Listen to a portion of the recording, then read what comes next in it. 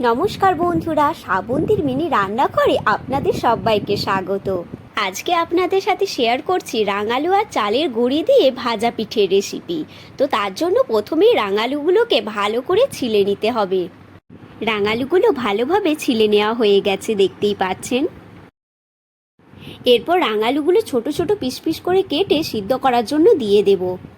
রাঙালুগুলো সিদ্ধ করা হয়ে গেছে। এরপর একটা গ্লাসের সাহায্যে রাঙালুগুলোকে ভালো মতো ম্যাশ করে নিতে হবে। রাঙালুগুলো ভালো মতো ম্যাশ করা হয়ে গেছে। এরপর এর মধ্যে দিয়ে দেব পরিমাণ মতো চালের গুঁড়ো। রাঙালুর সাথে চালের গুঁড়োটা এরপর ভালো মতো মেখে নিতে হবে। আর হ্যাঁ বন্ধুরা, আমি কিন্তু এর মধ্যে কোনো রকম জল ব্যবহার করিনি। এরপর আমি দিয়ে দিচ্ছি কিছুটা পরিমাণের গুড়। আপনারা গুড়ের পরিবর্তে চিনিও ব্যবহার করতে পারেন। সমস্ত কিছু উপকরণ দেওয়া হয়ে গেছে আমার। এরপর আমি এটা ভালো মতো মেখে নিচ্ছি। ভালো মতো মাখা হয়ে গেছে। এরপর আমি এক এক করে সব ভাজা পিঠেগুলো তৈরি করে নেব।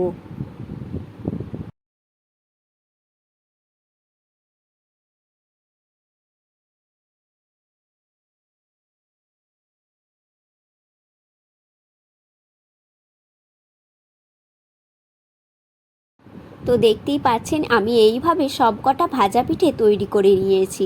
এরপর তেলে ছেঁকে নেব। তো আমি এখন চলে এসেছি তেলে ছাঁকার জন্য। তেলটাকে প্রথমে ভালো মতো গরম করে নিয়েছি। নেওয়ার পর এক এক করে ভাজা পিঠেগুলো দিয়ে দিচ্ছি। আর হ্যাঁ বন্ধুরা, ভাজা পিঠেগুলো কিন্তু এপিট ওপিট করে লাল লাল করে ভেজে নিতে হবে।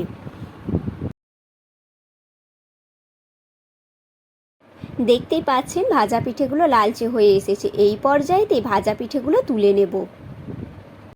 তো বন্ধুরা, ভিডিওটা তাহলে এখানেই শেষ করছি। আর আমাদের ভিডিওটি যদি আপনাদের ভালো লেগে থাকে তাহলে ভিডিওটিতে একটি লাইক করে চ্যানেলটি অবশ্যই সাবস্ক্রাইব করে রাখুন এই রকম নিত্য নতুন রান্নার ভিডিও দেখার জন্য।